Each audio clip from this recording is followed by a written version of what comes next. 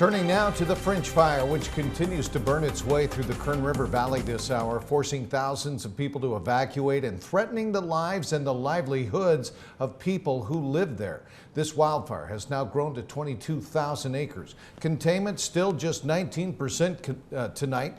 The flames themselves have died down after a night of relatively decent weather, but smoldering brush and timber and smoke are still cause for concern as shifting winds could reignite spot fires.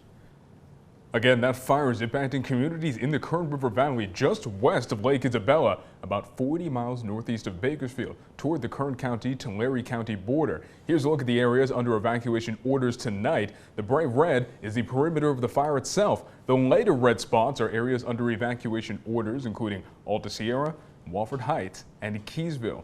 Kernville remains under evacuation warning, seen here in yellow. Glennville and the area southwest now also in yellow. People living in areas under evacuation warnings are stuck with few options, either leaving early or waiting it out. But fire officials are pleading with folks who live in and around the fire zone to take those warnings to heart.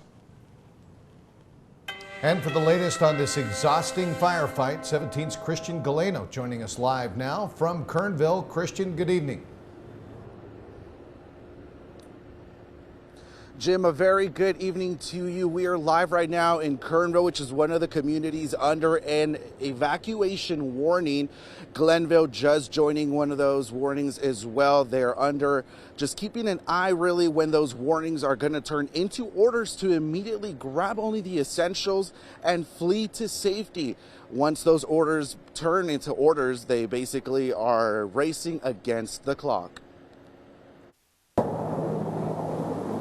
We wouldn't do it if we didn't think that there was an issue impending. If we didn't think that there was danger ahead, we wouldn't put out a warning or a notice to evacuate. When a warning becomes an order, time is precious, not only for those having to make the quick decision to flee, but for those that have to ensure that no life or property is lost. Our job is to save life. That's what we've always done.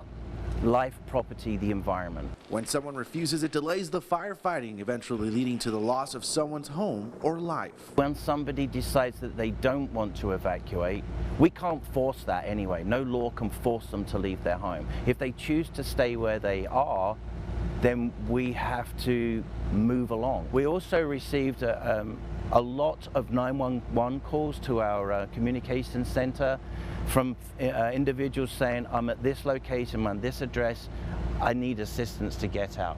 Frontline firefighters must then head into treacherous environments, putting their own life on the line. What happened on this particular fire, and I've seen it on other fires, the fire will come through that area, which then detracts from firefighting activities, because firefighters are going to help evacuate people. They are going to help rescue people. Firefighters were in the area to get them in there to help, loading them into those patrol cars, into our pickup trucks, whatever we could do to help. In essence, it is never too late to leave when a wildfire begins to threaten the place that you call home. Get ready to go. Get everything that you got. If you want to leave, great, go already.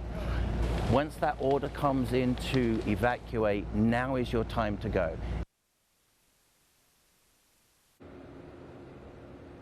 Now, once those flames are visibly out, fire crews need to go into the area to inspect for any kind of hazards.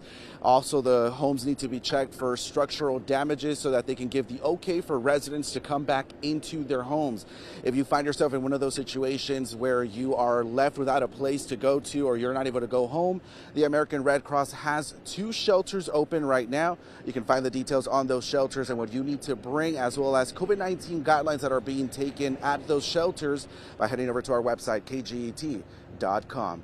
Reporting live from Kernville, Christian Galeno, 17 News.